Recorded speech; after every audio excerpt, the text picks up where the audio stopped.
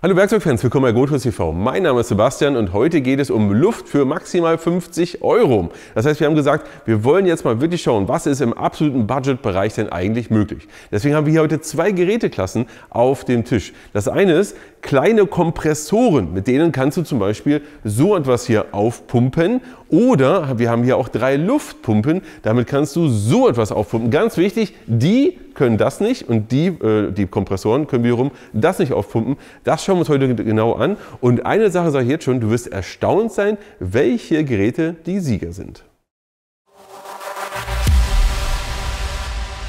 Moment, bevor es weitergeht, wir verlosen Werkzeug. Und zwar nicht nur in diesem Video, sondern in jedem Video verlosen wir jeweils Werkzeug. Wahnsinn, oder? Du musst nichts weiter machen, außer unten in die Kommentare deine Meinung zu diesem Video oder zu unseren Themen heute zu schreiben. Und der Hammer ist ja wirklich, du kannst dir dein Werkzeug aussuchen. Schau einfach bei uns auf die Verlosungsseite. Dort siehst du einen Pool an Werkzeug, aus dem du dir einen Gewinn aussuchen kannst, wenn du gewonnen hast. Das, was wir an der Seite sehen, sind einige Beispiele. Das könnte es zum Beispiel auch sein.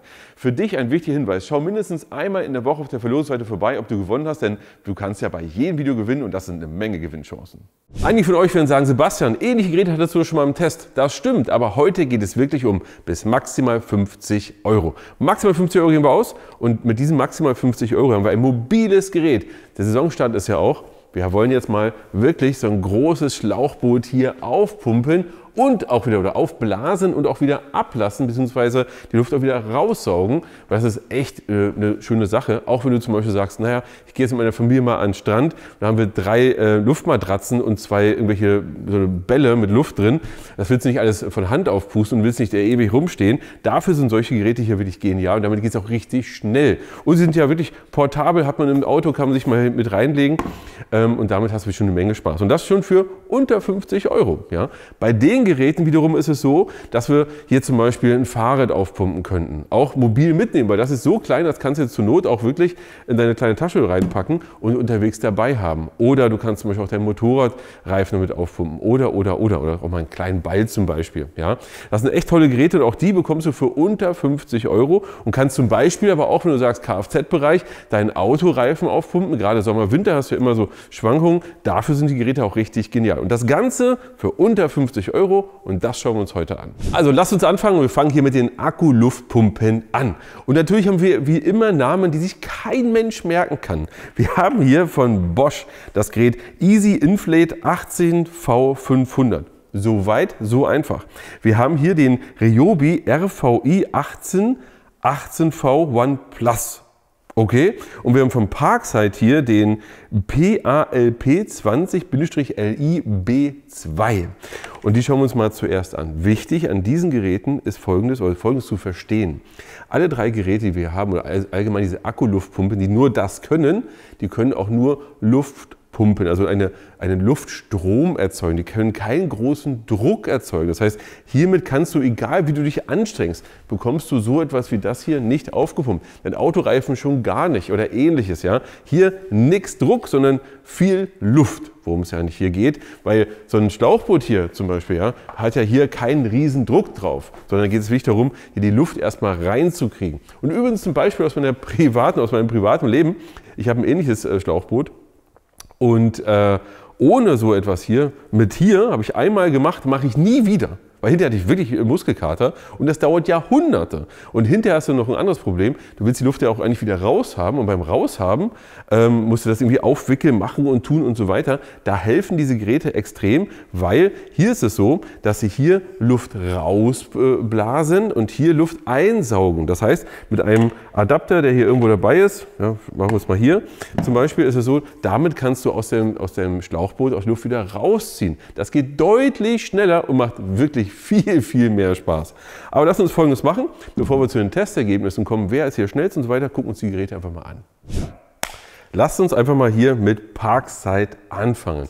Bei dem Parkside ist es so, wir haben hier einen Solo-Preis ohne Akku im Koffer. Das ist nochmal wichtig für später. Über den Parkside oder allgemein über die beiden Parkside-Geräte werden wir nochmal im Fazit sprechen, weil die kannst du einzeln im Koffer und Solo und bla bla bla kaufen. So, das Gerät hier kostet, so wie es hier ist, 25 Euro.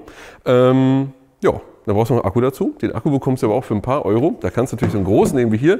8 Ampere-Stunden Monster, da kannst du ihn echt lange mit laufen lassen.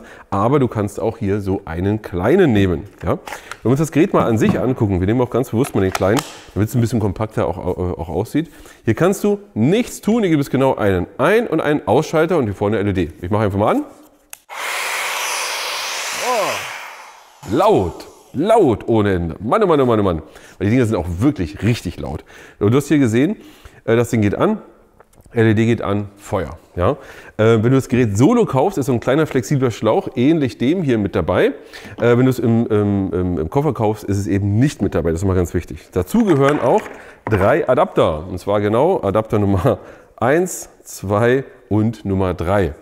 Wenn wir uns das anschauen, wozu brauchst du die eigentlich? Ist immer die Frage, das, was du aufbläst, hat genau eben welche Öffnung. Jetzt haben wir einmal hier so einen großen, können wir hier drauf tun, um etwas größere Öffnung zu nutzen oder eben hier etwas kleiner. Und dann haben wir hier den ganz kleinen. Wer sich fragt, wozu ist das eigentlich? Das ist für mich so der Klassiker für eine Luftmatratze zum Beispiel. Habe ich gerade letztens ausprobiert oder auch gemacht bei mir zu Hause. Da hast du immer diese kleinen Nupsis, die machst du auf und puste da rein. Hiermit geht es auch. Einfach das leicht reinstecken. Aufpassen, dass die Öffnung wirklich ein bisschen offen ist und dann kannst du super schnell Luftmatratze aufpumpen oder die 1, 2, 3 Kammern, je nachdem, was für eine du hast. Also das funktioniert echt gut. Wenn du jetzt übrigens das Ganze andersrum machst und wir gehen mal rein logisch hier ran. Hier haben wir eine Öffnung und hier haben wir den Adapter und der passt hier perfekt rein. So, zack. Ja, kommen wir hier rein und können das Ganze eben aufblasen. Ich habe jetzt hier ein bisschen rumgefummelt, ja, während die Kamera nicht lief. Hier ist ein bisschen jetzt wenig Grad drin, so allgemein. Und wir schauen mal.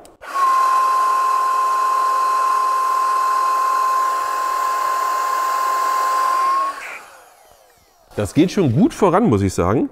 Wenn du übrigens die Luft hier wieder ablassen willst, dann nimmst du das ja, drehst das raus, da ist ja ein Ventil drin. Das Ventil hast du ja raus, dann ist es eine pure Öffnung und jetzt kannst du Folgendes machen.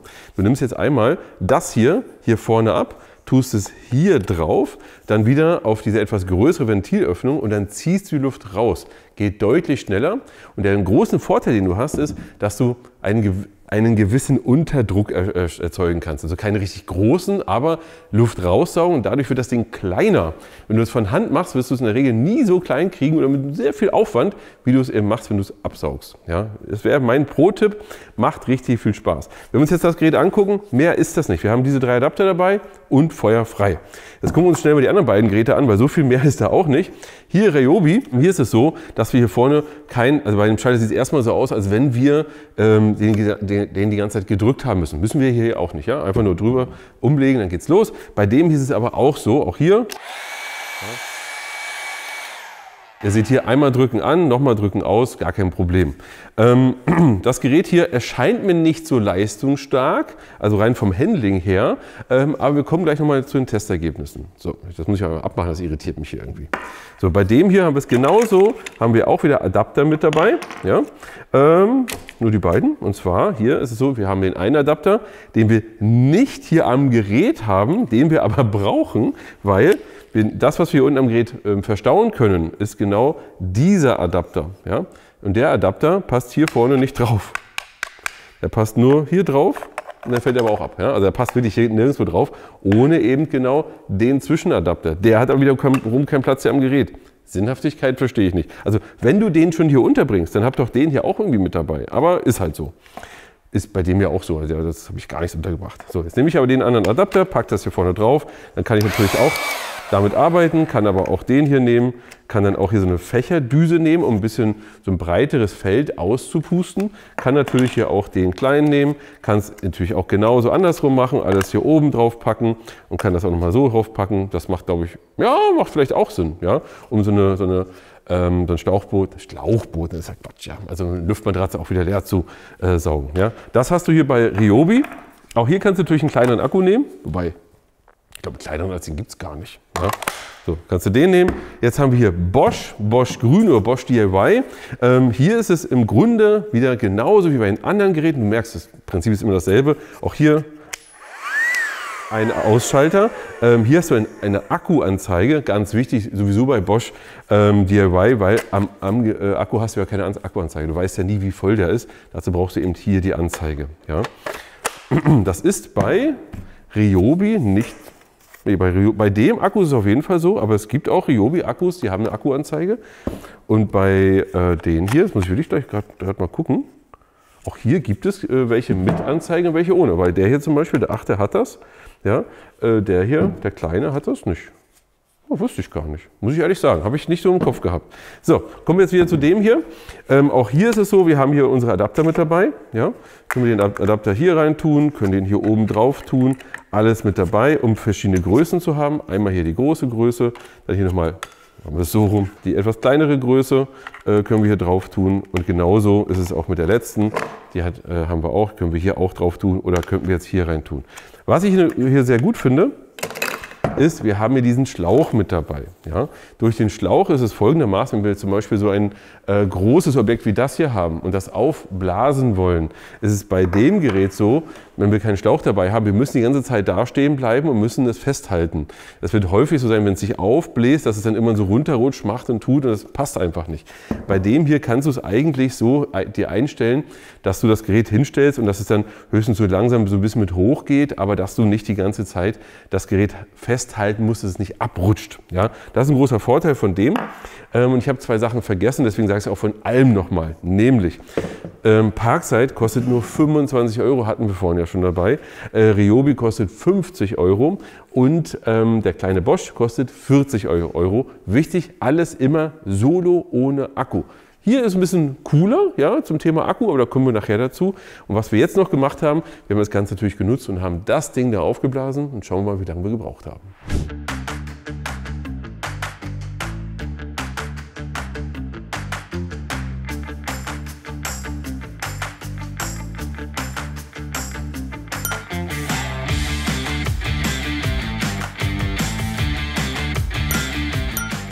Wir müssen jetzt unsere Testergebnisse auch ein bisschen ins Verhältnis setzen. Wir haben ja hier was genau gemacht. Wir haben dieses Schlauchboot nicht komplett aufgepustet jetzt für den Test oder aufgeblasen, sondern das Ganze hat 3 Kammern. Und zwar eine äußere, eine innere und die Bodenkammer. Was wir gemacht haben, wir haben diese äußere Kammer hier aufgeblasen.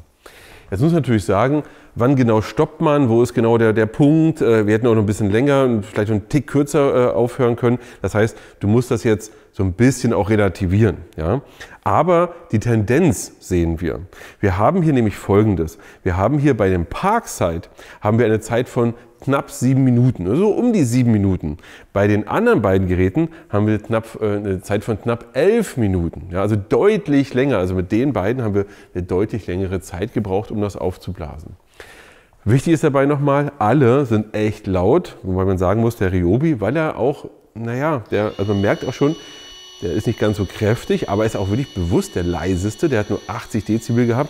Die anderen beiden hatten so 85 bis 87, was deutlich lauter ist. Und man merkt das auch. Also auch vom Gefühl her ist es auch so, dass er hier, also vom Ohrgefühl, auch deutlich lauter ist. So, jetzt haben wir also den Parkside ist der Gewinner in der Geschwindigkeit. Aber, jetzt muss man sagen, ja, aber.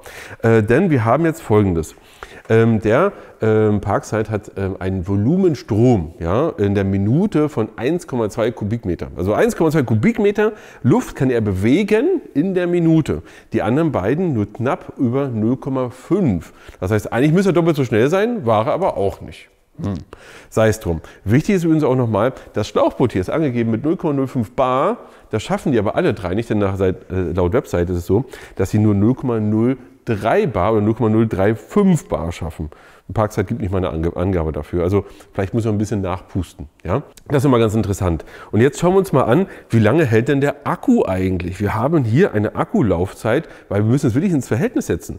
Bei den beiden mit dem kleinen Akku, den wir haben, 2 Ampere-Stunden, kommen wir so zwischen 30 und 35 Minuten hin. Ja? Bei dem hier sind wir nur knapp bei 13 Minuten. Das heißt, wir können die beiden hier 3-mal so lang fast, also gerundet, laufen lassen. Das ist auch schon heftig. Das heißt, du musst für dich überlegen, nehme ich hier den Parkside, brauche aber einen großen Akku, um länger laufen zu haben, oder brauche ich gar nicht so viel Luft, je nachdem. Ihr schreibt mal bitte in die Kommentare, wo ihr sagt, Mensch, ich persönlich würde auf jeden Fall vielleicht Parkside nehmen, weil der hatte richtig Bums, geht hier schnell zur Sache. Oder sagt ihr, lieber ein bisschen langsamer, aber dafür kann das Ganze länger laufen und auch deutlich länger nochmal über die Zeit laufen. Würde mich sehr interessieren, was ihr dazu sagt. Kommen wir zu unseren kleinen Kompressoren. Und ich muss sagen, macht euch bitte den Spaß. Kauft euch einen kleinen Kompressor. Ob das nun der hier ist, ob das irgendein anderer ist, aber wenn du mindestens ein Motorrad, ein Fahrrad oder ein Auto hast, lohnt sich das immer. Ja, du kannst im Auto auch zur Tanke fahren, dann ist das Ding kaputt oder da stehen 15 Leute an oder sonst irgendwas und dann fummelst du da rum und machst und tust. Das ist schon echt ein großer Luxus, wenn du einfach zu dem Auto gehen kannst und sagst, oh, minus 0,2 Bar, Mist, und bing, bing, bing, was die Autos heutzutage ja alles machen, hältst das schnell ran, machst den Reifen und dann ist gut. Ja? Also ich finde es wirklich genial, ich würde es auf keinen Fall mehr missen wollen, weil das ist mein Haupteinsatzzweck. Genauso wie mein Fahrradreifen, der immer irgendwie ein bisschen Luft verliert, schnell mal ran, nachpumpen und fertig, weil dieses das nervt doch des Todes, oder? Das will keiner und das kannst du damit eben verhindern. So, und das Ganze eben für maximal 50 €, aber wir müssen es schon einschränken, denn bei den beiden Geräten haben wir einen integrierten Akku. Ruhe hier. Wir haben hier einen integrierten Akku. Das heißt also für hier 50, hier 40 € bekommst du wirklich einen integrierten Akku, musst nichts mehr kaufen. Bei Parkside, bezahlst zwar nur 25, brauchst aber noch einen Akku dazu. Jetzt habe ich so viel erzählt, aber welche Geräte haben wir denn hier? Auch da Namen. Von Bosch, das ist der Easy Pump. Das war einfach theoretisch zu merken. Bei, oh, jetzt wird es schwierig.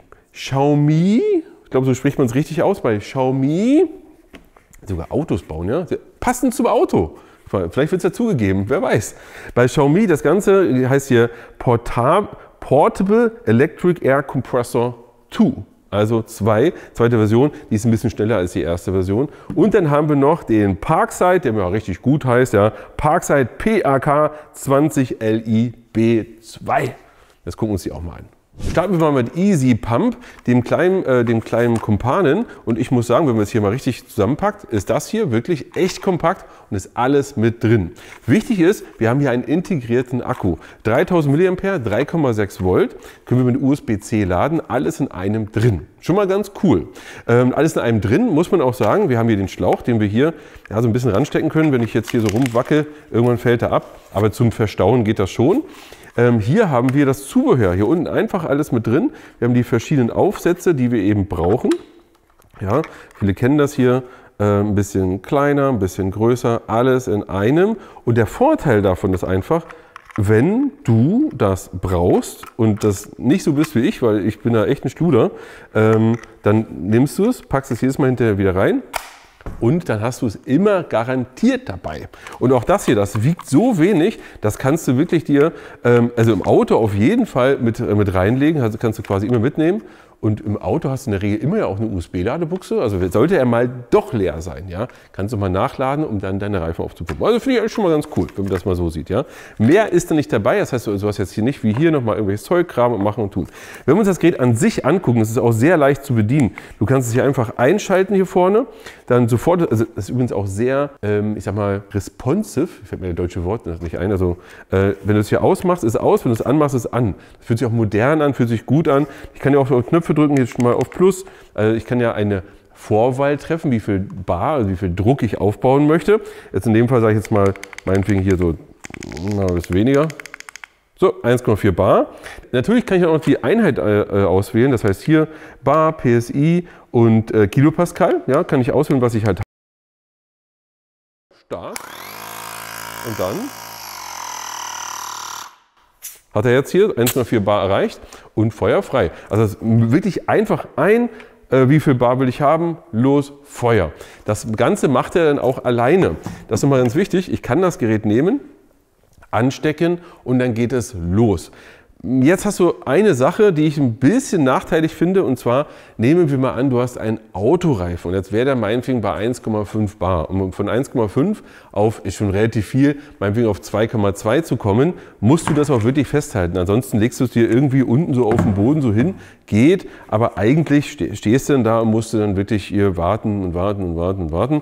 Finde ich nicht optimal, aber das ist eine Kleinigkeit. Was ich aber wichtig finde ist, du hast eine Vorwahl. Du sagst los und der pumpt dann auf. Ja, das ist eine coole Sache. Gibt ja auch Geräte, musst du die ganze Zeit gedrückt halten. Macht er nicht und macht hier auch einen guten Dienst. Wie lange er gebraucht hat übrigens für das hier, kommen wir gleich nochmal dazu.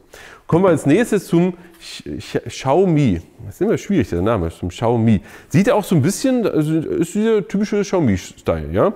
Hier haben wir auch integrierten Akku, 40 €. Ich muss aber nachlesen. Wir haben hier 7,2 Volt und haben 2000 mAh hier drin gespeichert. Das Ganze aber auch einfach USB-C ran, zack, und wird dann geladen. Typisch Xiaomi das Design.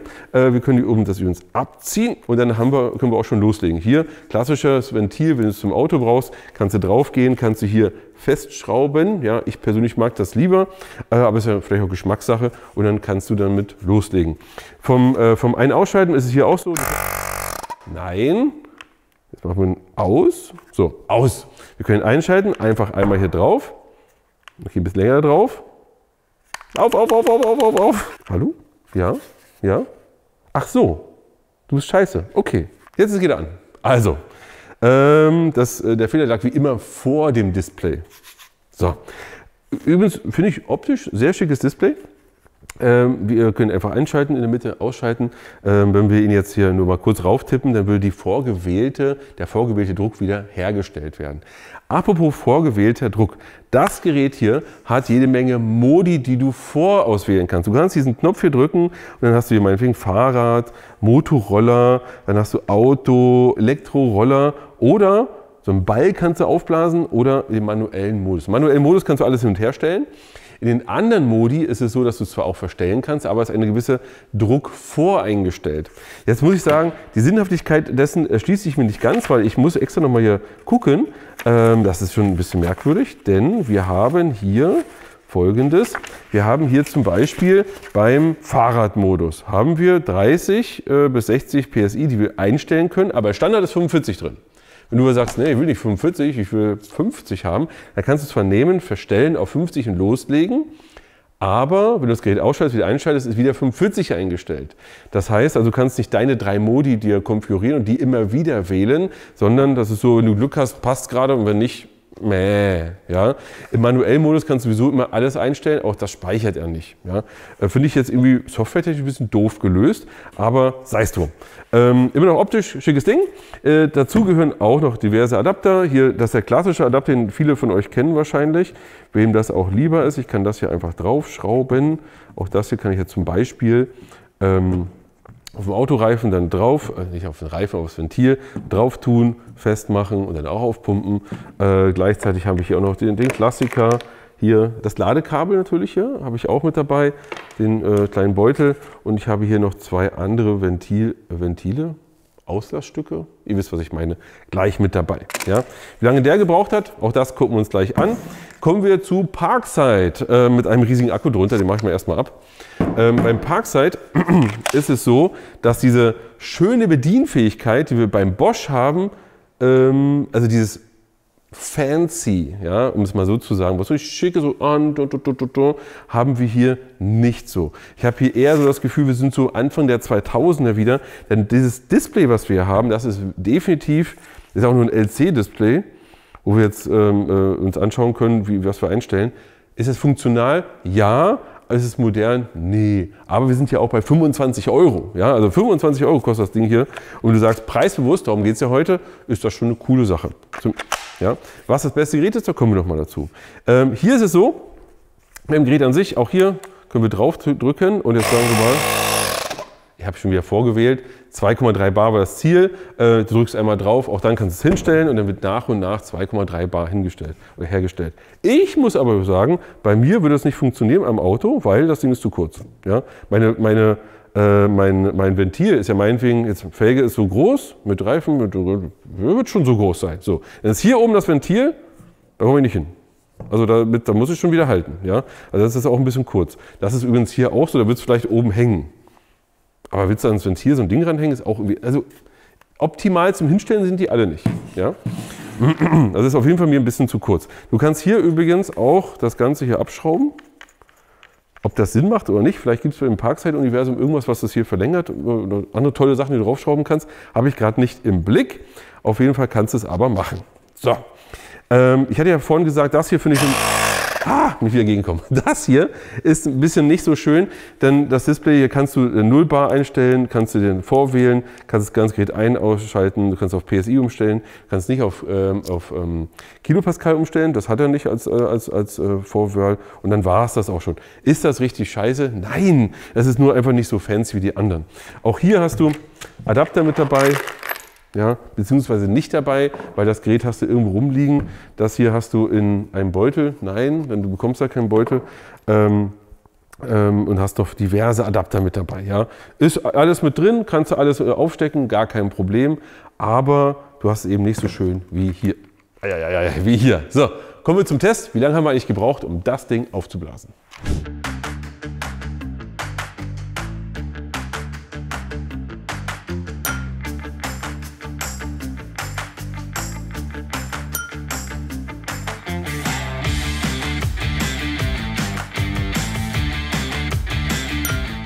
Wir haben das Ganze ja getestet und wichtig, wir haben einen Laufzeittest gemacht hier mit dem Ganzen. Also wir haben geschaut, wie lange läuft der Akku mit dem Reifen. Wir haben aber einen Fahrradreifen genommen und wir haben den von 0,5 auf 4 Bar hochgepumpt. Und da haben wir einen Geschwindigkeitstest gemacht. Lass uns, jetzt verwirre ich euch schon wieder. Lass uns einfach vorne anfangen. Fahrradtest 0,5 auf 4 Bar hoch.